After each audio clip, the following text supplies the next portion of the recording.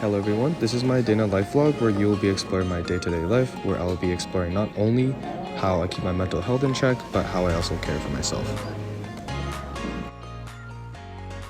Hey guys, this is my morning routine. I hit up with all of my skincare products and then blow dry my hair after a nice warm shower, and then I essentially just dress myself up and go to class. Alright. Next is fashion. I'm pretty into fashion as it helps me express myself. A canvas on which I paint my identity on every single day. It showcases my mood, personality, and creativity, which allows me to communicate who I am and who I aspire to be. Each day presents a new opportunity to experiment and to step out of my comfort zone, which is authentically mine. And some days I'm just a bit too lazy. Alright guys, class has been done and now we're going to IKB. A few of my friends gonna study and hit up on the grind.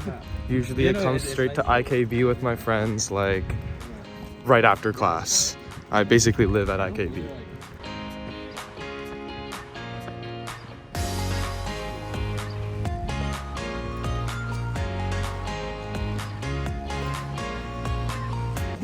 Today's location, we picked on IKB. As always, here with my friends. And yeah, so essentially at IKB, I just really like the environment a lot, where essentially everyone's studying. It kind of also gives you that sense of just locking in. So one thing that I do use to track my studies is Notion. And I always keep a list of what I want to do on my Notion board.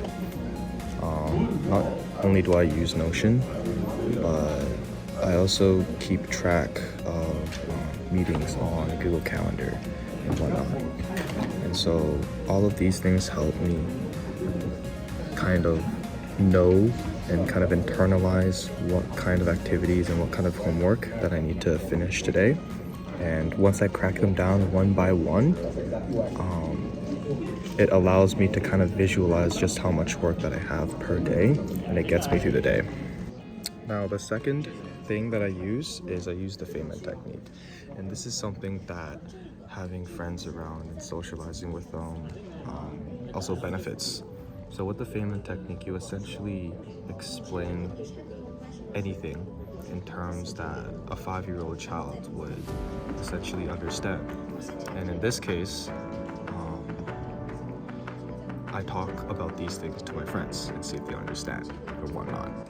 Okay, so here's gonna be a demonstration of me explaining to you about how to train a machine learning model. Okay. So usually there's like around like 3 stages or something like that. And essentially within these 3 stages, the first one is the pre-processing step where you gain data. And after this step, after you kind of clean the data, there's a training step. And in the training step, this is when you start like actually like, you know, putting like the images, putting the data in, and that's when you start training your model. And here, this is where you usually put like optimization algorithms in, you know, backpropagation, depending what kind of computer vision algorithm you're using. And then finally, the third one is called the post-processing step, where you're essentially evaluating.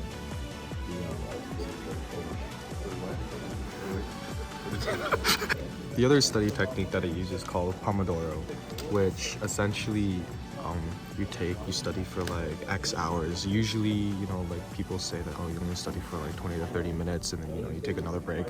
For me, I've learned that I have to study for hours and then I take like a break, maybe like a 30-minute break, 20 to 30-minute break, and then I study for another hour. And usually this really refreshes your mind, especially if you like change your environment, in which this case I'm at IKB today. But usually after I finish with this study technique, after like a few repetitions, like maybe twice, study for like a few hours, I go to the gym.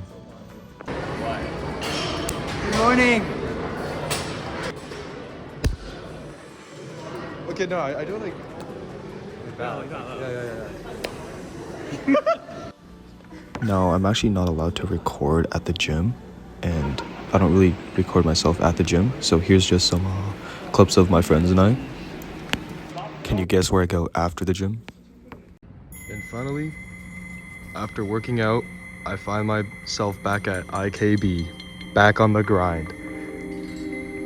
However, my life doesn't only consist of studying. Your life shouldn't either. Sure, we have goals. Sure, we need a good GPA, but there are times when we need to let ourselves off the hook. Whether that's going to the club, sharing a meal with friends, or making music together, these moments are just as vital to our growth and happiness as our academic successes. So while we chase for our goals and work hard towards our future, let's not forget to live in the now, to make space for the things that light us up inside. Let's promise to give ourselves permission to explore, to laugh, and to love deeply.